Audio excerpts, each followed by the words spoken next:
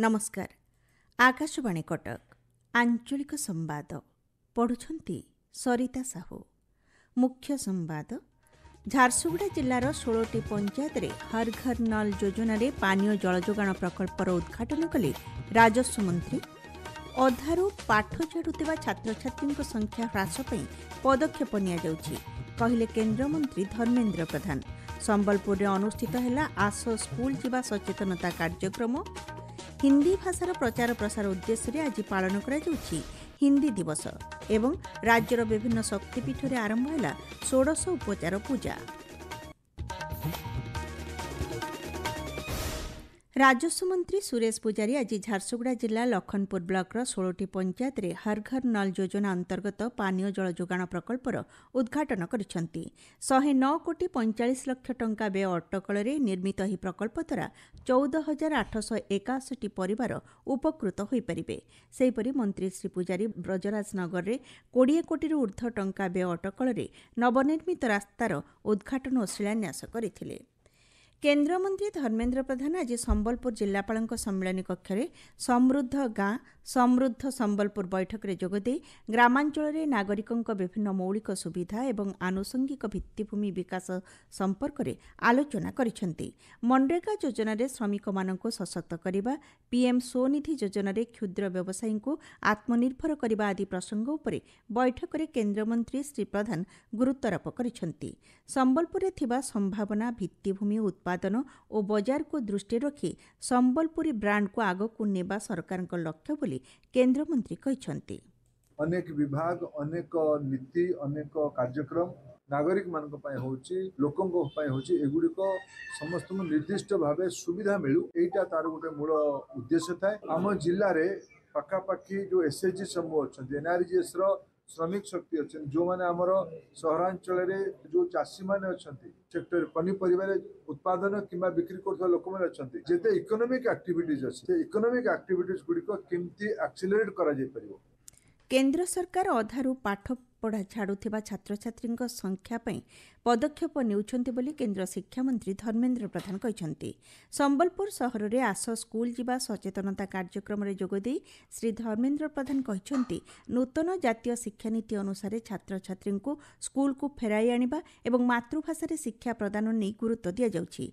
उल्लास नवभारत साक्षरता कार्यक्रम अधीन 15 वर्ष बयसरू अधिक निरक्षर थिबा लोकंकु साक्षर करिबा पई सरकार पदक्षेप नेउछन्ति बोली श्री प्रधान कहते। कार्यक्रम में पंचायतराज मंत्री रवि नारायण नायक जोग देइथिले।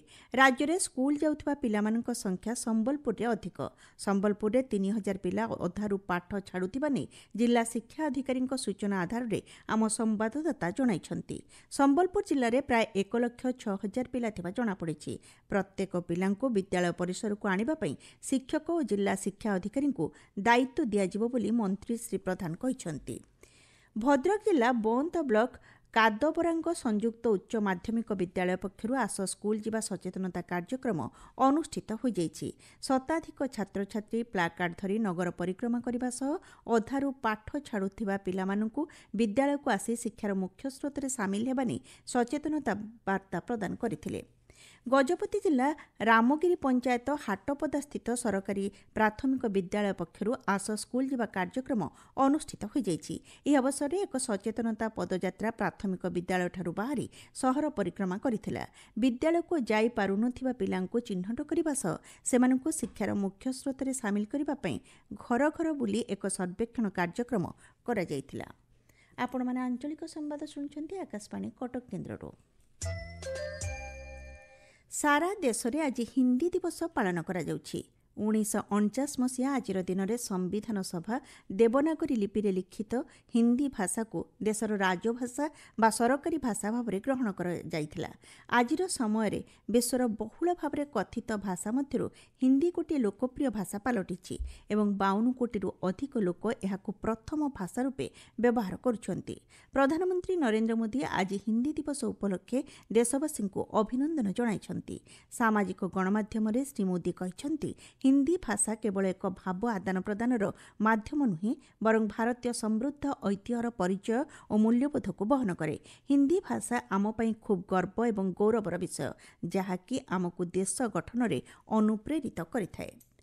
जीएसटी परिषद बैठक में विभिन्न क्षेत्र में द्रव्य और सेवा कर ह्रास कराई निम्न एवं मध्यवित्त परिवार लोकमानक जीवनशैली में उन्नति नहीं केन्द्र सरकार पदक्षेप नहीं।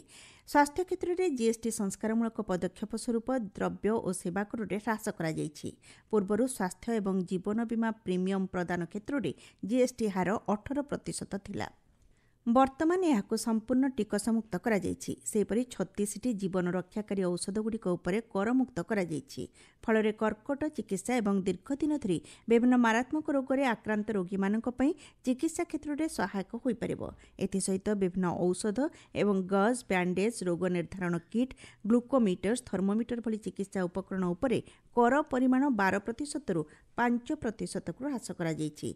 जीएसटी संस्कार संपर्क में संबलपुर व्यवसायी पराग अग्रवाल कहते इटा प्रथम थर भारत सरकार गोटे पदक्षेप नहीं और बहुत ही आम प्रशंसा करुचु जो साधारण कर लगी पदक्षेप नेले सीधा सलख सब जनता को फायदा हवा उपभोक्ता मान को फायदा हवा व्यवसायी रे गोटे बड़ पदक्षेप नहीं गोटे जिनिस हमको 20 ରୁ 30% बेनिफिट भी होचे और ये विचारधारा जो साधारण कर लगी विचार कले लगी मुझे माननीय प्रधानमंत्री को बहुत बहुत कृतज्ञता जताऊे। शारदीय दुर्गा पूजा आज राज्यर विभिन्न शक्तिपीठ में 16 दिनात्मक पूजा उपचार आरंभ होईछि।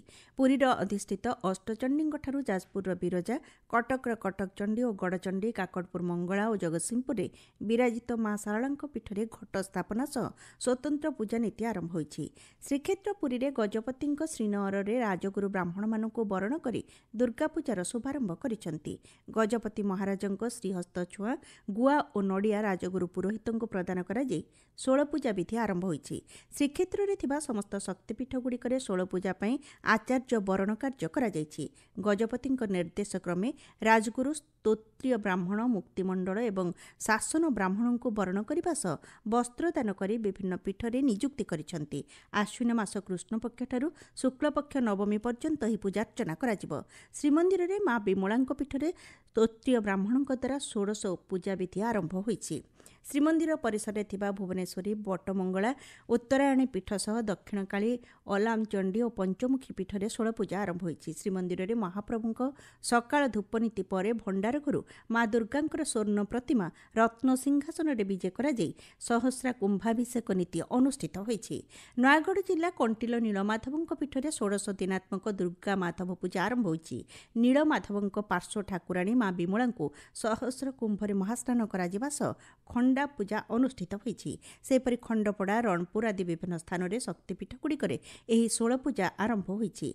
बौद्ध जिलार शक्तिपीठ पुराणा कटक मां भैरवी 16 पूजा नीति सह खंडाबसा पर्व आरंभ होईछि। सुवर्णपुर जिलार अधिष्ठात्री देवी सुरेश्वरी एवं अन्यान्य देवीपीठ गुड़िकर आज 16 पूजा आरंभ होईछि।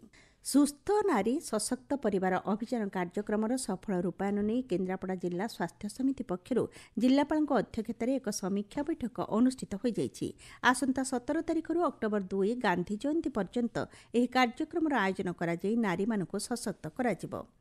पश्चिम ओडिशार अनन्य पर्व पुओ जिउंतिया ओषा तथा द्विती बामनक पूजा सुवर्णपुर देवगढ़ और बौद्ध जिलार विभिन्न स्थान में आनंद उल्लासर सह पालित होईछि। बलांगीर जिला पाटनागढ़ सरस्वती शिशु मंदिर परिसर में दिव्यांग मानक नहीं जिलास्तरीय सक्षम बैठक अनुष्ठित हो जाइछि। गजपति जिला नुआगढ़ ब्लॉक अंतर्गत पाइक अंतरडा पंचायत में प्रवासी श्रमिक सचेतनता शिविर अनुष्ठित हो जाइछि। रायगढ़ जिला पद्मपुर आरजी उच्च माध्यमिक विद्यालय परिसर में सामाजिक गणमाध्यम और साइबर आईन नहीं सचेतनता कार्यक्रम आयोजित हो जाइछि। मुख्यमंत्री जन अभियोग शुणाणी आसंताकाली बंद रहिबो। शुणाणीर परवर्ती तारीख बेसरे पूर्व सूचना दियाजिबो बोली साधारण अभियोग और साधारण प्रशासन विभाग पक्षरु कहा जाइछि। पाणीपाग पश्चिम केन्द्रीय और आंध्रप्रदेश उपकूलस्थ उत्तर पश्चिम बंगोपसागर संलग्न अंचल में सृष्ट लघुचाप प्रभाव में राज्यर विभिन्न स्थान में वर्षा जारी रही। भुवनेश्वर आंचलिक पाणीपाग विज्ञान केन्द्र पक्षर आसंता 24 घंटा मध्य बिजुली घड़घड़ी सह वर्षा हेबा नहीं समस्त जिला को सतर्क सूचना जारी करा जाइछि।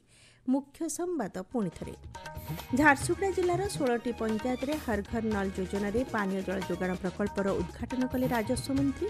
अधारू पाठ छाड़ुवा छात्र छात्री संख्या ह्रास पदक्षेप कहले केन्द्रमंत्री धर्मेन्द्र प्रधान। संबलपुर में अनुष्ठित है आस स्कूल जीवा सचेतनता कार्यक्रम एवं राज्यर विभिन्न शक्तिपीठ में आरंभ है 16 उपचार पूजा। ଆଞ୍ଚଳିକ ସମ୍ବାଦ ଆଜି ପାଇଁ ଏତିକିରେ ଶେଷ ହେଲା।